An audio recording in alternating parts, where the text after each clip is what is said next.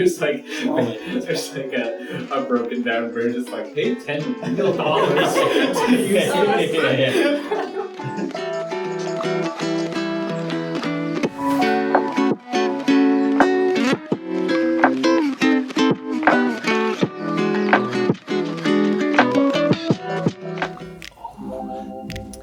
Alright, so as a studio, we've been working on a game project for the last 3 years. And well, it's just been cancelled. Now, it was for a large game studio, so it's understandable that it was kind of top secret, and we couldn't really talk about it very much. Now that we have no longer this major client that's helping fund the studio, we thought to ourselves, what would be the best theme for this game jam? And, well, it stumbled upon us. An advancing wall of doom. So as they say, let the games begin.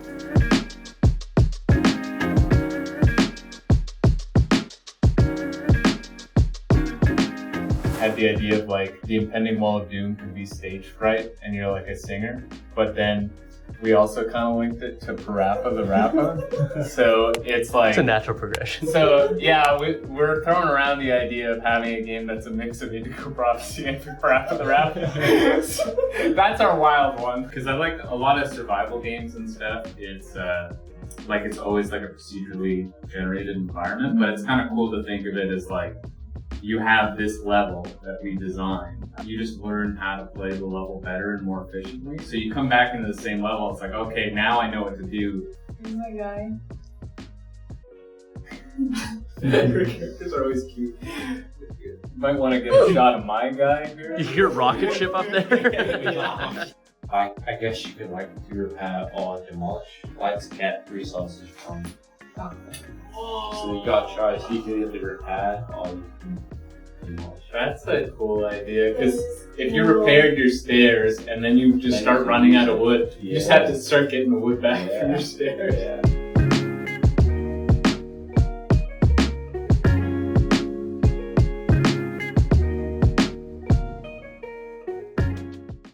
Grab safes and other valuables and in a path.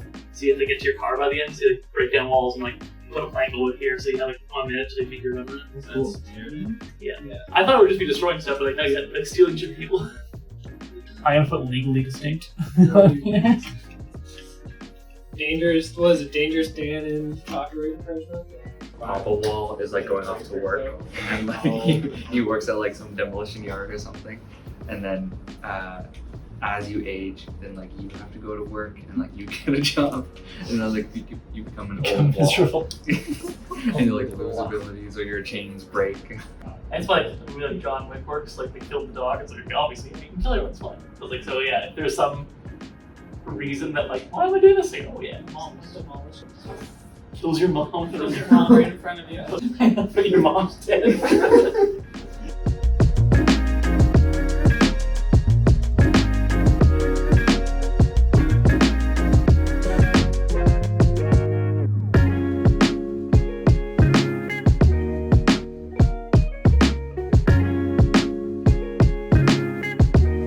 You might have to increase the length of his stride, the amount of frames that each stride takes to have him be able to jump higher. Mostly running. Yeah, because he's got to swing, chop down trees and stuff, and it's going to be the same for a pickaxe. Oh, the pickaxe. Yeah. And then I noticed I swing a pickaxe like that. Yeah, I guess a pickaxe you go like this. Yeah. And so it's fine, kind of going that way, but then as soon as you go up and down, You could do up and down for both, but you couldn't do side to side. unless you did a diagonal, and it's kind of Ambiguous. yeah, it's your directionally ambiguous swing. Or you do a 3 attack combo, and it's whoop up. Oh yeah, that'd be good. Do that.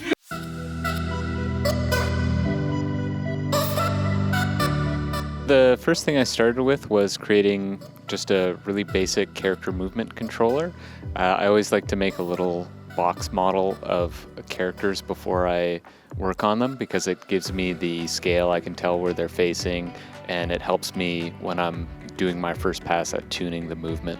Then I like to adjust things like speed and turning and things to where I just get it feeling pretty nice, but don't get too finicky about it at this point because I know I'm going to come back and tweak it at all different stages of the project.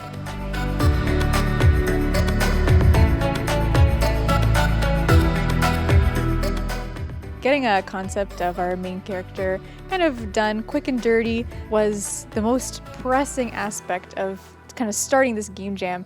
I wanted to make sure that when I was designing him, I kept his size in mind because depending on how big he was going to be, it would really influence the overall feel of the game. He's actually based off of Camilla's cat, Scampers.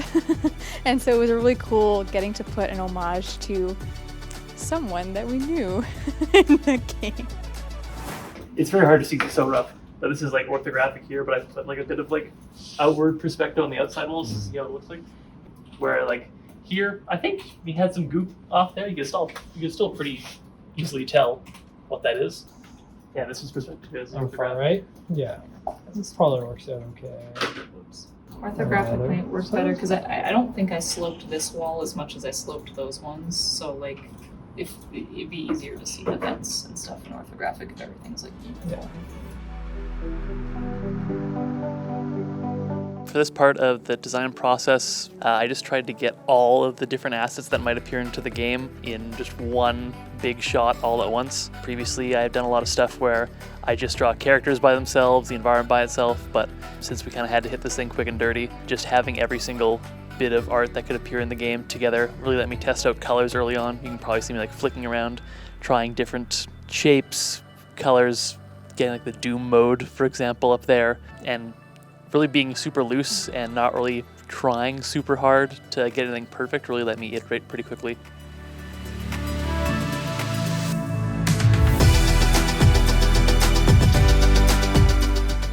I started out just trying to find some places to keep some notes and like work on finding the best way to diagram out some levels and design things before I could actually get in engine. I ended up trying to find a few different ways to diagram, whether that's like Visio or anything, but Excel was honestly the best way to represent the tile-based levels that we were going for, and it ended up being like really simple and easy to hammer out a lot of these different designs.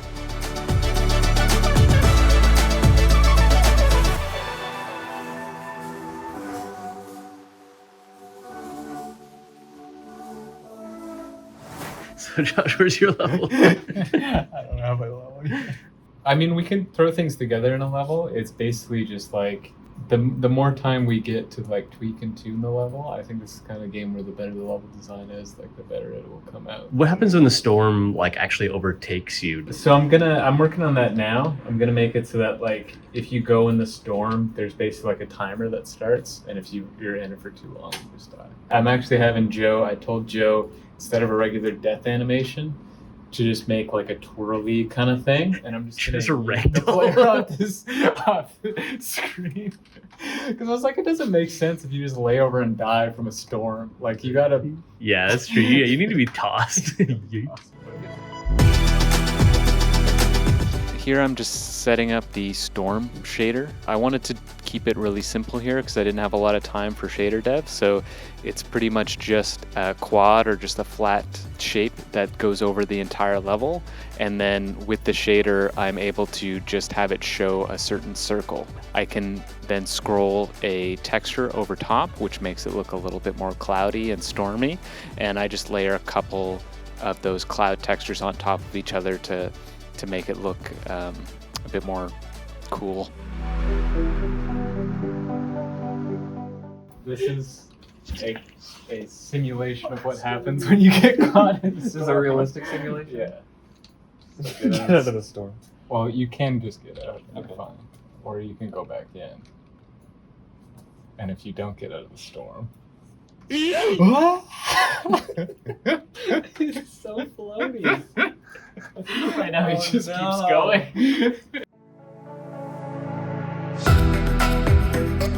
It was my first time making a 3D character for a game, and while doing that, you have to make sure to properly pose the character and ensure that it will be easy for a rigging artist and an animator to work on. But for my first model, it was pretty simple because I didn't have to make the face or anything like this. It was very Nice and easy, just the right amount of work for the game jam.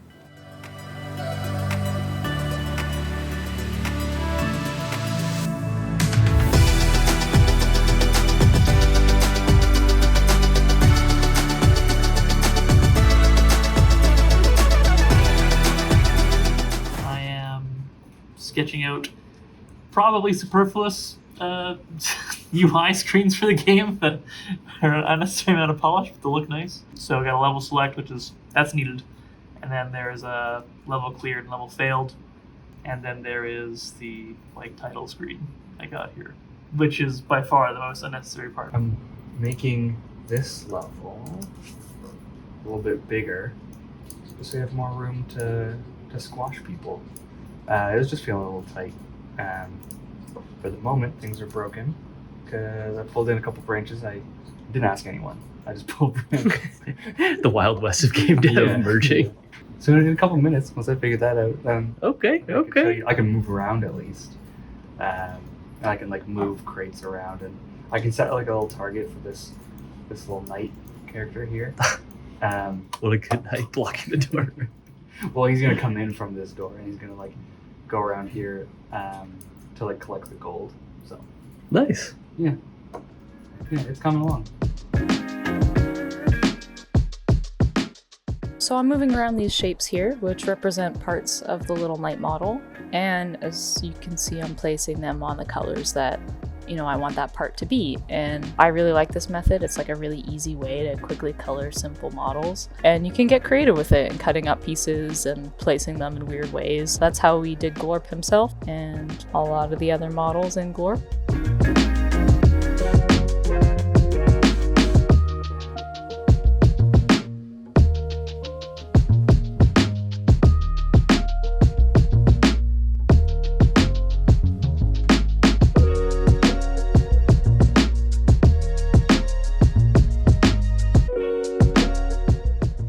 Yesterday, I got the basic resource collecting, and then I actually figured out by using the same system that you use to repair the houses and stuff. I just have there's a broken pickaxe on the table. There's a workbench, and then you walk up to it and you have to spend resources to craft the pickaxe there. So you kind of find the pickaxe or axe throughout the level. So this is just me placing keyframes on a single-handed wood chop, because obviously his hands are pretty short, so we had to make it a single-handed chop rather than a double-handed, which was the initial plan.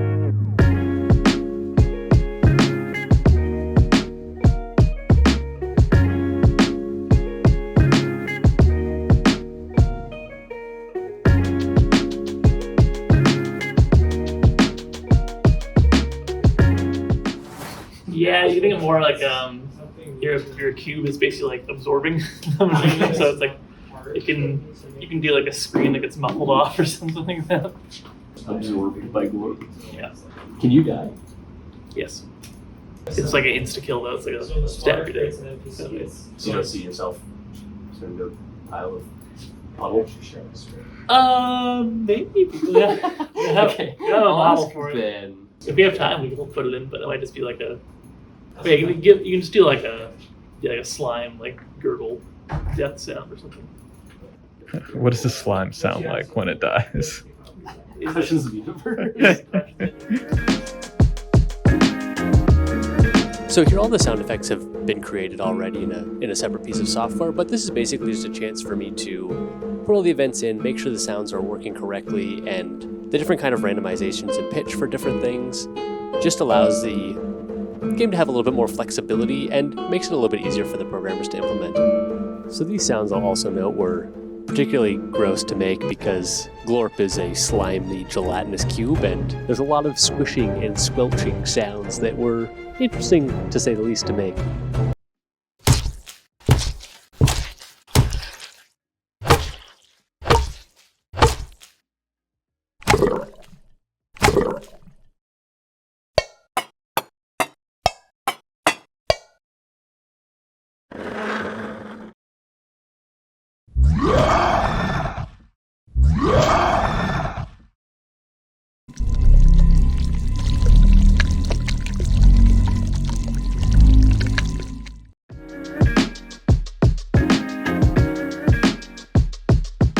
So yeah, we took the advancing wall of doom. There's a big storm coming, and your little cat, which is actually Scampers,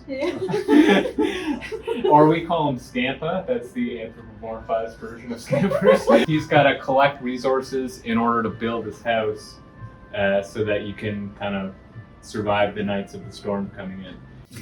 Just like Bear Grylls. Yeah, just like Bear Grylls. Oh yeah, there's a storm coming. This is another quality your team's bringing, Josh. Should you break the game when you're cheating on the weekend? So I've wasted some time now, so it's not going to be an optimal run. You gotta goal the next. So yeah, I can't stay in the storm, or else it'll get me. So I'll just try to keep gathering up some wood. And the storm will be in slightly different positions each day, so you have to kind of like spread out to different parts of the map. You go swimming in the cute little pond. No, you can't go. Cats don't like water. Scamper's looking good. Scampa likes the blue. Yeah. I like the little poops. Yeah. Oh my God! Build that as fast as you can. Go. See, that's the exciting part. Oh, do I get enough? Oh yeah, I do. I like to push it to the very edge. Yeah. Oh, there's the axe.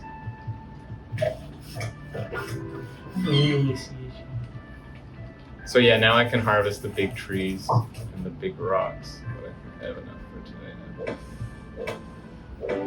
Oh god, I gotta ditch that tree. No. Oh no.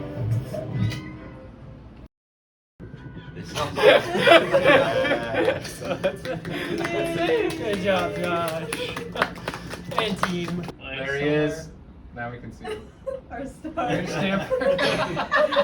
I think you're making a sequel. You gotta capture the sadness in Scamper's eyes. But he survived. Why would he be sad? Well, He's been saved. it's just like resting sad in his face. It's not actually sad. Yeah, so this is a game where you play as a gelatinous cube called a glorp by cornering the adventure into an inescapable situation and then activating like Doom mode, which changes you from your small cute green form to the big wall of death form. Did you say it's glorpin time? So yeah, the adventurers will walk in, and just for example, they will kill you on contact if you like are in non-Doom mode. So you have to hide. So for this example here, the inescapable room is the one on the right. So he's gonna get in there. He's gonna look for the treasure, and then you. Oh my God! The place. All fire shades master. Snipe. Yeah, so a lot of the game, but it came together in the last like 2 hours. So I think like aesthetically and stuff, it looks pretty good, and like the idea is pretty solid. But I think it came together pretty well. And yeah, we had a similar thing when it comes to like balance. Like over the course of the game jam, I think that's the hardest thing to get right is like because you don't have the time to test and iterate. So like I was just showing you, like once you get the axe and pickaxe in our game, like the game's over because it's really easy. Oh, what? How are you? We're good. You can't actually get out, you fool. Right. So yeah, that's it. Happy game jam, everybody. Good job, everyone. Hey everyone, if you'd like to check out the Game Jam games for yourself, links will be in the description below, as well as a link to our last officially released game, Farm Punks. Thanks for watching, and we'll catch you in the next devlog where we try to figure out what our next project will be.